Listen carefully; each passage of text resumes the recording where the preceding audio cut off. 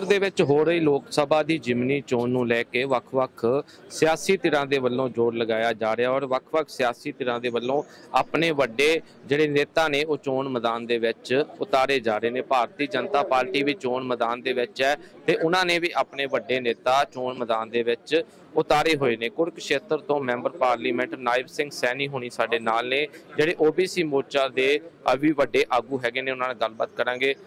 ਹਰਿਆਣੇ ਦੇ ਵਿੱਚ ਭਾਰਤੀ ਜਨਤਾ ਪਾਰਟੀ ਦੀ ਸਰਕਾਰ ਹੈਗੀ ਹੈ ਤੇ ਤੁਸੀਂ ਉੱਥੇ ਮੈਂਬਰ ਪਾਰਲੀਮੈਂਟੋਂ ਜਲੰਧਰ ਦੇ ਵਿੱਚ ਆਏ ਹੋ। OBC ਦਾ ਜਿਹੜਾ ਜੋ ਵੀ ਕੀਤਾ ਹੈਗਾ ਸਮਾਜ ਵਾਸਤੇ प्रधान मंत्री मोदी ने वो लोगों सामने तुसी रख रहे हो, इहदा की इफेक्ट पैण वाला है इस इलेक्शन दे विच? नहीं, देखिए, सबसे पहले तो मैं सरदार इंदर इकबाल सिंह जी अटवाल साहब को मैं बहुत बहुत बधाई देना चाहना कि दुनिया के सबसे लोकप्रिय नेता भारत के प्रधानमंत्री आदरणीय नरेंद्र मोदी जी के आशीर्वाद से कमल का फूल लेकर के जलंधर उपचुनाव के अंदर उतरे हैं मैदान विच। नरेंद्र मोदी जी ने अपने 9 वर्षों के अंदर जितनी भी योजनाएं चलाई हैं वो दूर से दूर बैठे हुए व्यक्ति तक पहुंची हैं। मुझे ये ध्यान में है कि कांग्रेस के प्रधानमंत्री राजीव गांधी साहब दिल्ली में बैठ करके एक बात बोलते थे कि मैं 1 रुपया दिल्ली से भेजता हूँ, 15 पैसे जलंधर में लगता है। 85 पैसे कौन लोग खा रहे थे, किसकी जेब में जा रहे थे, उसकी चिंता कांग्रेस पार्टी ने नहीं की। आज नरेंद्र मोदी जी 1 रुपया दिल्ली से भेजते हैं और देश का मीडिया एक बात बोलता है, 1 रुपया जाकर के दूर से दूर बैठे हुए व्यक्ति के खाते के अंदर जमा हो जाता। ये बीच के जो बिचौलिए थे, जो दलाल थे, वो सारे के सारे समाप्त करने का काम वो नरेंद्र मोदी की सरकार ने किया। और उसके साथ साथ जो आपने कहा है कि OBC के लिए क्या काम किया, नरेंद्र मोदी जी ने OBC की तस्वीर बदलने का काम इन अपने कार्यकाल के अंदर किया है। OBC के लिए OBC आयोग का गठन किया है, OBC को संवैधानिक शक्तियां दी गई हैं। OBC का जो आयोग का चेयरमैन बना उसको एक कैबिनेट का दर्जा दिया गया। आदरणीय नरेंद्र मोदी जी ने कांग्रेस को वो आईना दिखाने का काम किया। जो लंबे समय से OBC आयोग संघर्ष कर रहा था, उन्होंने अपनी कैबिनेट के अंदर 27 OBC समाज के, आजाद भारत के अंदर पहली बार हुआ है कि OBC समाज के 27 मंत्रियों को अपनी कैबिनेट के अंदर शामिल किया और OBC को एक बड़ा सम्मान देने का काम किया।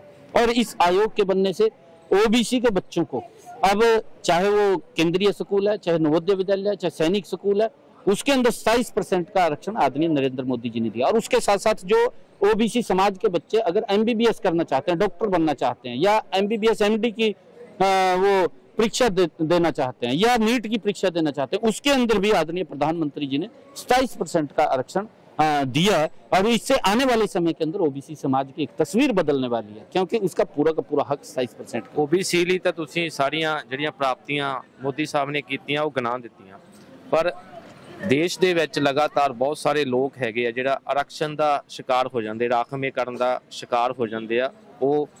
ਉਹਨਾਂ ਨੇ ਪੜ੍ਹਿਆ ਵੀ ਜ਼ਿਆਦਾ ਹੁੰਦਾ, ਉਹਨਾਂ ਨੇ ਕੰਮ ਵੀ ਜ਼ਿਆਦਾ ਕੀਤਾ ਹੁੰਦਾ, ਪਰ ਉਹਨਾਂ ਨੂੰ ਆਰਕਸ਼ਣ ਦੇ ਕਰਕੇ कई बार नौकरी नहीं मिल पाती, तो वो लोग हुण कित्थे जाणगे? नहीं, देखिए, बिल्कुल आपने बात ठीक कही है। वो कांग्रेस के समय के अंदर होता था, नरेंद्र मोदी जी के समय में नहीं।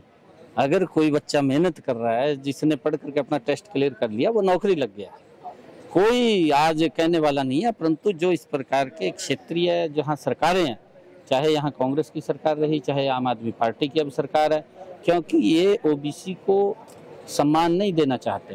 ये OBC ਨੂੰ ਤਾਂ सम्मान मिल गया जी, OBC ਨੂੰ ਤੁਸੀਂ ਦੱਸਿਆ सम्मान देता मोदी साहब ने, पर जनरल वाले की कारण ਉਹਨਾਂ ਦਾ ਕੀ ਕਸੂਰ ਆ? नहीं, देखिए, जनरल को भी आदरणीय प्रधानमंत्री जी ने पहली बार सम्मान दिया कि जनरल के अंदर जो आर्थिक रूप से कमजोर व्यक्ति है, उनके बच्चों को चाहे वो नौकरी के अंदर अगर वो अप्लाई करते हैं, या वो कहीं एडमिशन लेने के लिए किसी स्कूल में अप्लाई करते हैं, किसी यूनिवर्सिटी में अप्लाई करते हैं, तो उनके बच्चों को 10% का लाभ उसके अंदर मिलेगा। इससे अलग है, उसका भी ध्यान रखा गया। ये पहली बार है नरेंद्र मोदी जी ने उसका ध्यान रखा है। मोदी जी जनरल वर्ग के भी कोई योग बनाएंगे? नहीं, देखिए, क्योंकि अगर वहाँ आवश्यकता पड़ेगी तो उस बातों के ऊपर वो सारा का सारा कार्य होंगे, वो होंगे, क्योंकि ये संविधान के अंदर OBC को 27% का आरक्षण था, जिसको कांग्रेस ने आज तक नहीं दिया। कांग्रेस उसके साथ खिलवाड़ करती रही, कांग्रेस OBC की वोट लेती रही, वोट लेकर के उसको रैलियों में इस्तेमाल करती रही, परंतु उसके अधिकार नहीं दिए, उसके अधिकार नरेंद्र मोदी जी ने दिए। ਤੁਸੀਂ आरक्षण ਦੇ हक ਵਿੱਚ ਜਾਂ ਵਿਰੋਧ ਵਿੱਚ? नहीं, देखिए जो संविधान की हमारी परंपरा है, हम उससे बाहर नहीं जाते। जो संविधान के अंदर जो बना हुआ है, जो सिस्टम बना हुआ है, उसके आधार के ऊपर हर व्यक्ति को उसका हक मिलना चाहिए, उस हक के अंदर हमारे। ਤੁਸੀਂ ਜਿਸ ਤਰ੍ਹਾਂ ਕਿ ਪੰਜਾਬ ਦੇ ਵਿੱਚ ਜ਼ਿਆਦਾतर किसान लोग ਰਹਿੰਦੇ ਹੈਗੇ ਤਾਂ ਕਿਸਾਨਾਂ ਲਈ ਕੀ ਕੀਤਾ ਭਾਰਤੀ ਜਨਤਾ ਪਾਰਟੀ ਨੇ? किसानों के लिए आदरणीय प्रधानमंत्री जी ने प्रधानमंत्री किसान सम्मान निधि दी 6,000 रुपए। प्रधानमंत्री जी की सोच थी कि हमारा 2.5 एकड़ से कम का 80% किसान है और वो किसी के ऊपर निर्भर ना रहे। उसने अपने खेत में दवाई घेरनी है, उसने अपने खेत में खाद घेरनी है, उसने अपने खेत में बीज डालना है, तो 4 महीने के बाद उसके खाते में 2,000 रुपए आ जाते हैं। वो दवाई भी घेर सकता है, खाद भी घेर सकता है, बीज भी डाल सकता है, किसी के ऊपर निर्भर रहने की जरूरत नहीं है। प्रधानमंत्री जी की सोच थी भी किसान का खर्चा कम हो, उसकी आय बढ़े। उसको आधार को लेकर के प्रधानमंत्री किसान सम्मान निधि आदरणीय प्रधानमंत्री जी ने दी। प्रधानमंत्री फसल बीमा योजना लागू की और उसका इतना बड़ा लाभ मिला कि किसान को जोखिम फ्री करने का काम नरेंद्र मोदी की ਪਰ सरकार ਜੇ ने। ਇੰਨਾ ਕੁਝ ਪ੍ਰਧਾਨ ਮੰਤਰੀ ਨੇ ਕੀਤਾ, ਤੁਹਾਡੀ ਪਾਰਟੀ ਨੇ ਕੀਤਾ, ਤੁਹਾਡੀ ਸਰਕਾਰ ਨੇ ਕੀਤਾ ਤੇ ਫਿਰ ਕਿਸਾਨ ਧਰਨੇ ਕਾਹਤੋਂ ਲਾਉਂਦੇ ਆ? देखिए, क्योंकि यहाँ की लोकल सरकारों का जो विषय है, क्योंकि मैंने कहा है कि जो लोकल कांग्रेस की सरकार रही, आम आदमी पार्टी की सरकार रही, लोगों को झूठ बोल करके सत्ता तो दिला लेते हैं। ਤੁਹਾਡੇ ਹਰਿਆਣੇ 'ਚ ਵੀ ਲੱਗਦੇ ਧਰਨੇ ਤਾਂ? देखिए, हमारे हरियाणा के अंदर नहीं है। हमारे हरियाणा के अंदर क्योंकि जो एमएसपी को लेकर के इन्होंने कहा था, हर वर्ष एमएसपी बढ़ करके मिल रहा है, किसी प्रकार की कोई दिक्कत नहीं है।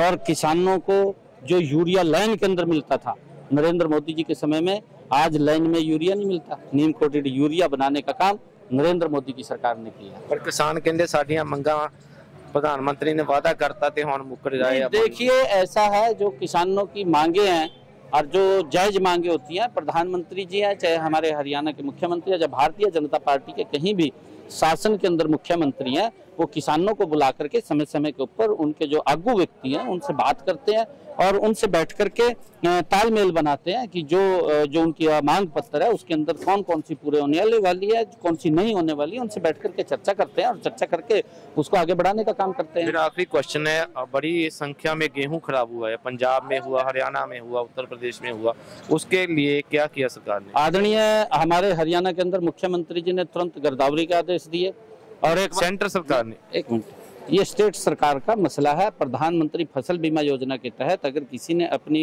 फसल का बीमा कराया तो उसका एक एक पाई उसके पास पहुंचाने का काम करेंगे और स्टेट सरकार देखती है।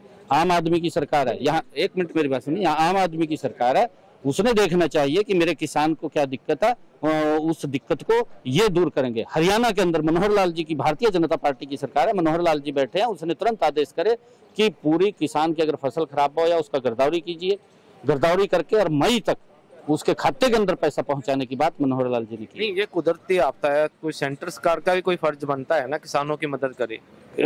सेंट्रल सरकार किसानों की मदद करती है, परंतु स्टेट गवर्नमेंट के माध्यम से करती है।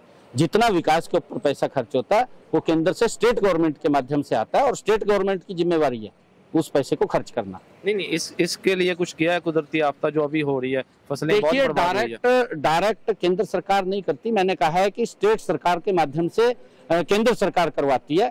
यहाँ पर अगर प्रधानमंत्री फसल बीमा योजना आई है तो यहाँ की सरकार की जिम्मेवारी है उसको लागू करना।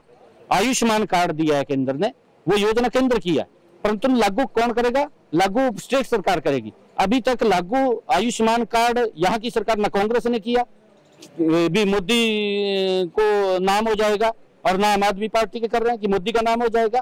अपने उसको बचाने के लिए लोगों का नुकसान कर रहे हैं।